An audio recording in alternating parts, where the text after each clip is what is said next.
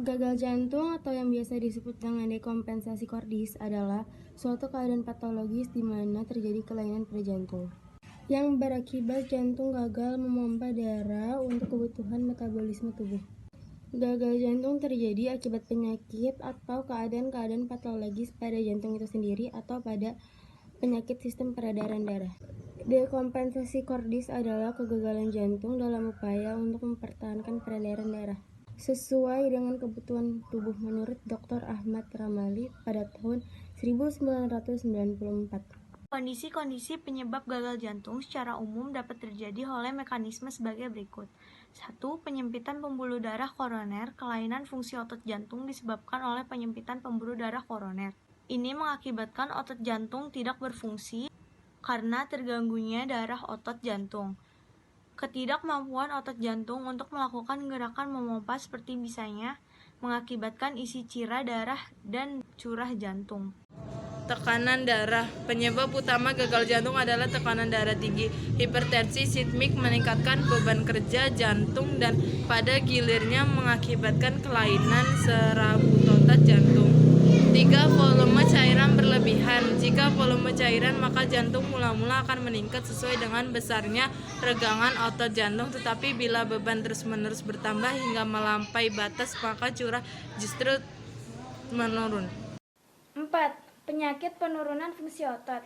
Peradangan dan penyakit miokardium degeneratif berhubungan dengan gagal jantung. Banyak etiologi gagal jantung yang telah teridentifikasi dan penyakit jantung koroner merupakan penyebab tersering kasus gagal jantung. Infrak miokard meningkatkan risiko individu untuk mengalami gagal jantung dalam kurun 3 tahun pasca infrak dan 6 bulan pertama pasca infrak. Merupakan periode kritis dengan tingkat risiko tertinggi. Menunjukkan hipertensi dan diabetes menjadi faktor-faktor yang perlu banyak diketahui pada populasi yang berbeda. Studi lain berbagai penyebab iskemia dan penyakit jantung koroner lebih berasal dengan kejadian gagal jantung pada populasi pria dibandingkan wanita. Sedangkan hipertensi sistolik secara signifikan meningkatkan risiko gagal jantung pada wanita dibandingkan pria. Meskipun penyakit jantung koronal dan hipertensi merupakan penyebab gagal jantung yang paling sering ditemukan tiap individu, dengan gagal jantung sering memiliki lebih dari satu faktor risiko yang berkontribusi pada gagal jantung. Obesitas dan diabetes mellitus yang meningkatkan pada polusi turut berperan pada peningkatan kejadiannya gagal jantung. Manifestasi klinis. Gejala yang umumnya terjadi pada penyakit jantung yaitu dispnea atau sesak nafas, mudah lelah, adanya retensi cairan, batuk terus-menerus, meningkatnya buang air kecil pada malam hari, kurangnya nafsu makan, nyeri dada jika gagal jantung disebabkan serangan jantung. Terdapat beberapa jenis gagal jantung, antara lain gagal jantung sebelah kiri. Kondisi ini terjadi saat ventrikel sebelah kiri jantung tidak mampu memompa darah dengan baik ke seluruh tubuh, sehingga menyebabkan tubuh kekurangan darah yang mengandung oksigen. Yang kedua, gagal jantung sebelah kanan. Kondisi ini terjadi saat adanya kerusakan pada ventrikel sebelah kanan jantung yang menyebabkan proses pengambilan oksigen di dalam paru-paru oleh darah tidak bisa berjalan semestinya. Gagal jantung sistolik. Kondisi ini terjadi saat otot jantung tidak mampu berkontraksi dengan baik, akibatnya proses penyaluran darah yang mengandung oksigen ke seluruh tubuh terganggu.